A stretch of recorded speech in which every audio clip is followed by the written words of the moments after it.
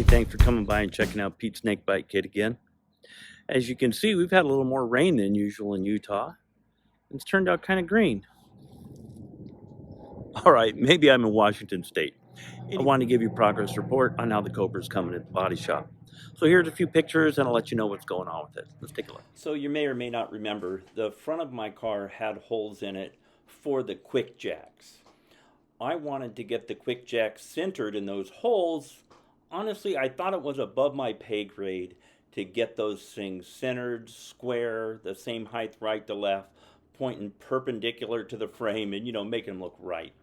So it's one of the things that they asked them to do at the body shop. So what they did is they closed those holes up, as you can see here, and then they re-drilled the holes in the right place and then drilled the mounting holes in the frame. So to set the alignment of the hood to the body is done between the insulation and the hood latches, as far as up and down. What they wanted to make sure is we had no right to left movement ever of the hood, so a centering pin was a suggestion. And I thought, it's just your time and my money, let's go ahead and add that on. I think this is a really nice touch. So you can see this stainless piece sticking up, and that's what it's going to indicate on. And then he put a receiver in the hood where there's a hole and a plate there where it's not just going into the fiberglass where that hole can get all wallered out, right? So again, a really nice touch from the original garage and thinking ahead and making this thing right.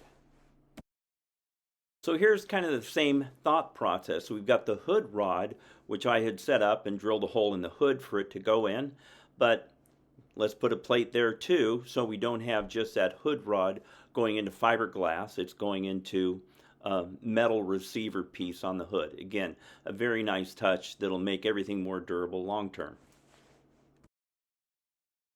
In episode 63, I showed you what I did to get the roll bar to fit in the car. Honestly, to get the holes poked in the right place with the different angles of the body and the roll bar, it was a trick, but somehow I figured that out and I thought it looked pretty good. Like a lot of this stuff, the original garage is figuring out a way to just take that to the next level. I really don't like the look of a aluminum or steel holding device that holds down the grommet. It just doesn't look right to me. Some guys like them on their cars that way. This is about personal preference.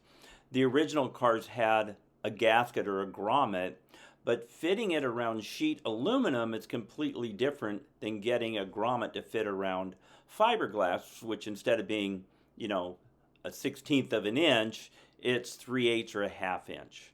So with chamfering those holes and playing with it, they've got some grommets on there that I think look really good. It will look closer to original car, and as you know, that's what I'm going after. So another home run for the original garage. Hey, there's an update on what's going on with the Cobra at the body shop. Thanks guys for sending me the pictures. Thanks for all the cool stuff you're doing on the car. Can't wait to see that thing all red and shiny, and when I see it, you're gonna see it. Can't wait.